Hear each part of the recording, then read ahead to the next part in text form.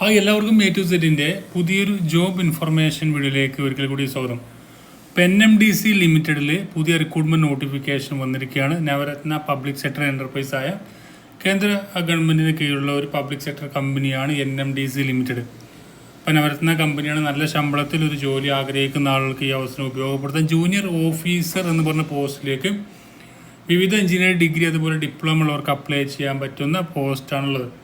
തീർച്ചയായും നല്ലൊരു അവസരം തന്നെയായിരിക്കും. താല്പര്യമുള്ളവർക്ക് ഈ അവസരം ഉപയോഗപ്പെടുത്തും. നമുക്കായാലും ഈ റിക്രൂട്ട്മെന്റ് നോട്ടിഫിക്കേഷൻ്റെ ഡീറ്റെയിൽസ് എങ്ങനെ നോക്കാം.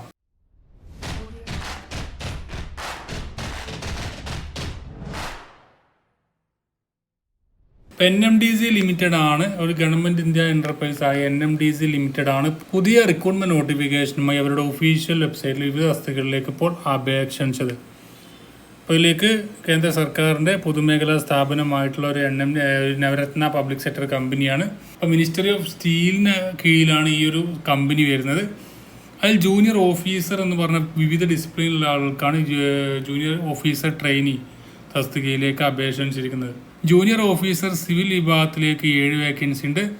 ജൂനിയർ ഓഫീസർ ഇലക്ട്രിക്കൽ ട്രെയിനി വിഭാഗത്തിലേക്ക് 14 vacancy, mechanical trainee 33 vacancy, junior officer mining trainee 32 vacancy, അതുപോലെ CNQC trainee 7 vacancy, survey trainee 1 vacancy.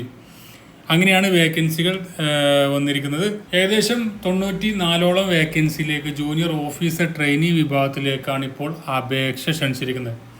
ഇതിലേക്കുള്ള ക്വാളിഫിക്കേഷൻ നോക്കുകയാണെങ്കിൽ ഇതിലേക്ക് 3 year diploma in civil engineering from A recognised university or institute or degree in civil engineering from A recognised university or institute ആണ് first പറഞ്ഞിട്ട് civil ഡിസിപ്ലിനുള്ള ആൾക്ക് apply ചെയ്യാൻ വേണ്ടിയിട്ടുള്ള qualification. അതിൽ പറഞ്ഞിരിക്കുന്നത് ഡിപ്ലോമ ഹോൾഡേഴ്സ് മാത്രമാണെങ്കിൽ അവർക്ക് എക്സ്പീരിയൻസും കൂടി വേണം എന്ന് പറഞ്ഞിട്ടുണ്ട്. മറ്റുള്ള degree engineering degree civil degree ഉള്ള ആൾക്ക് ഈ ഒരു എക്സ്പീരിയൻസിൻ്റെ ആവശ്യമില്ല.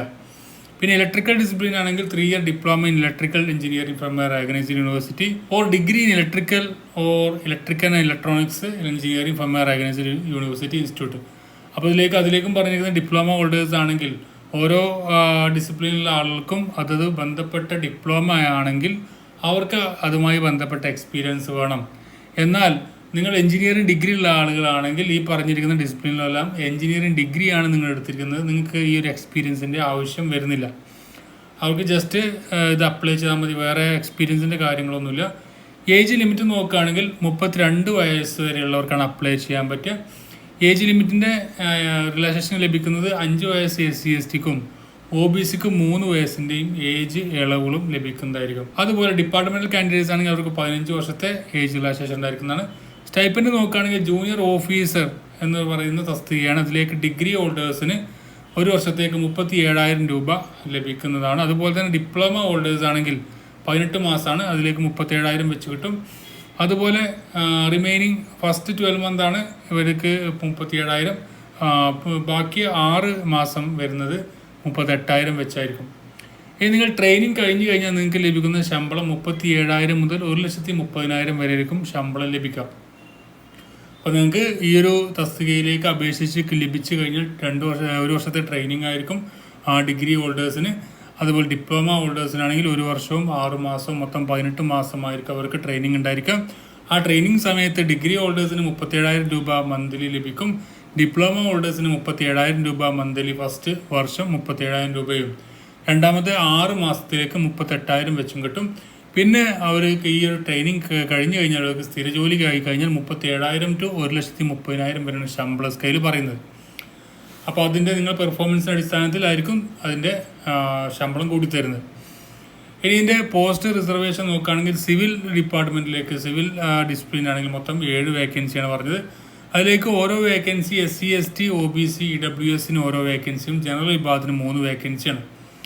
ഇലക്ട്രിക്കൽ ആണെങ്കിൽ 14 വേക്കൻസിയാണ് ടോട്ടൽ പറഞ്ഞത്. 2 SC, 1 ST, 4 OBC, 1 EWS, 6 general ആണ് പറഞ്ഞിരിക്കുന്നത്.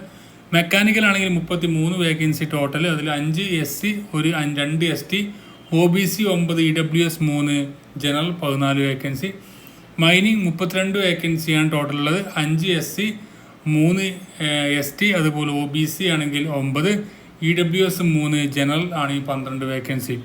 പിന്നെ GNQC ആണെങ്കിൽ 7 vacancy total, 1 SC, OBC 2, EWS 1, general 3. Survey ഒരു വേക്കൻസിയാണ് പറഞ്ഞിരിക്കുന്നത്, അത് ജനറൽ വിഭാഗത്തിനാണ്. അപ്പോൾ ഇത്രയാണ് ഇതിൻ്റെ വേക്കൻസി ഡീറ്റെയിൽസും അതുപോലെ ശമ്പള സ്കെയിലൊക്കെ നമ്മൾ പറഞ്ഞു. ഇനി അപ്ലൈ ചെയ്യേണ്ടത് ഓൺലൈനായിട്ട് നിങ്ങൾക്ക് 7/2/2022 സ്റ്റാർട്ട് ചെയ്തു 27/2/2022 വരെ നിങ്ങൾക്ക് അപ്ലൈ ചെയ്യാൻ കഴിയുന്നതാണ്. അപ്പോൾ അപ്ലൈ ചെയ്യാൻ താല്പര്യമുള്ളവർക്ക് തീർച്ചയായും താഴെ ഒഫീഷ്യൽ നോട്ടിഫിക്കേഷൻ കൊടുക്കുന്നുണ്ട്, അതുവഴി നിങ്ങൾക്ക് അപ്ലൈ ചെയ്യാം. ഇതിലേക്ക് 250 രൂപ ആപ്ലിക്കേഷൻ ഫീസ് ഉണ്ട്.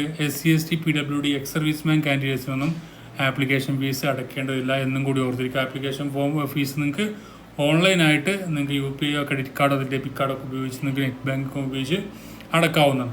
അപ്പോൾ ഇത്രയും ഡീറ്റെയിൽസ് അതിൻ്റെ സെലക്ഷൻ പ്രൊസീജിയർ എന്ന റിട്ടേൺ ടെസ്റ്റ് ഉണ്ടായിരിക്കും, 100 ക്വസ്റ്റ്യൻസ് ആയിരിക്കും. പിന്നെ സൂപ്പർവൈസറി സ്കിൽ ടെസ്റ്റ് ഉണ്ടായിരിക്കും, അതും മൊത്തം 100 മാർക്കിൻ്റെ എക്സാം ആയിരിക്കും ഉണ്ടായിരിക്കുക. അപ്പോൾ ഇത്രയും ഡീറ്റെയിൽസ്, ബാക്കി എല്ലാ കാര്യങ്ങളും താഴെ നിങ്ങൾക്ക് ഒഫീഷ്യൽ നോട്ടിഫിക്കേഷൻ ഡൗൺലോഡ് ചെയ്തെടുക്കാവുന്നതാണ്. തീർച്ചയായും നിങ്ങൾ ഫ്രണ്ട്സിലേക്ക് മാക്സിമം ഷെയർ ചെയ്യുക. അതുപോലെ ഇത്തരത്തിലുള്ള അപ്ഡേറ്റ്സൊക്കെ നിങ്ങൾക്ക് ലഭിക്കാൻ ചാനൽ ഫോളോ ചെയ്യുക, അതുപോലെ തന്നെ ഫോളോ ചെയ്യുക. നമുക്കായാലും അടുത്ത നോട്ടിഫിക്കേഷൻ മുഴുകണം. അപ്പോൾ ഇതെങ്ങനെ അപ്ലൈ ചെയ്യേണ്ടത് നോക്കാം. ഇനി ഈ ജോലിക്ക് എങ്ങനെ അപേക്ഷിക്കാമെന്ന് നോക്കാം. ഡിസ്ക്രിപ്ഷനിൽ നൽകിയിരിക്കുന്ന ലിങ്കിൽ ക്ലിക്ക് ചെയ്യുക.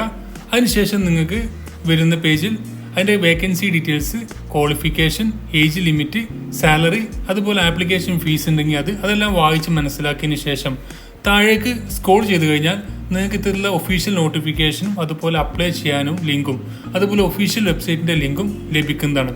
അതിൽ ഒഫീഷ്യൽ നോട്ടിഫിക്കേഷൻ എന്ന് പറയുന്ന ലിങ്ക് ക്ലിക്ക് ചെയ്ത് കഴിഞ്ഞാൽ നിങ്ങൾക്ക് അത് ഒറിജിനൽ PDF ഡൗൺലോഡ് ചെയ്തെടുക്കാം.